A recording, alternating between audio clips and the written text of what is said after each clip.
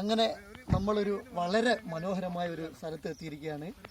വളരെ യാദൃശ്ചികമായിട്ട് എത്തിയതാണ്. നമ്മളിങ്ങനെ എവിടെ പോകും എന്നൊക്കെ ഇങ്ങനെ അന്വേഷിച്ചുകൊണ്ടിരിക്കുകയാണ്. ഓരോ അപ്പാണ് നമ്മൾ തീരുമാനിക്കുകയാണ് ഇനി ഇങ്ങോട്ടാണ്.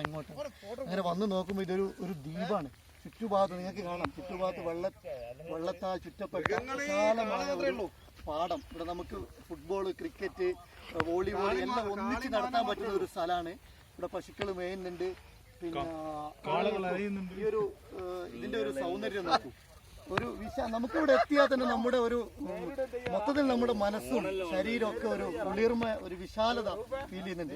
ഇവിടെ ഇങ്ങോട്ട് നോക്കൂ, ഇതാ നോക്കത്താ ദൂരത്തോളം വെള്ളം വ്യാപിച്ച് കിടക്കാണ്. അതങ്ങനെ തന്നെ വന്നിട്ട് ഇങ്ങനെ ചുറ്റി അവിടെ ഈ കബനി പോഷക അല്ലെ കബനി നദി തന്നെ വേറൊരു തരത്തിലേക്ക് വരികയാണ്.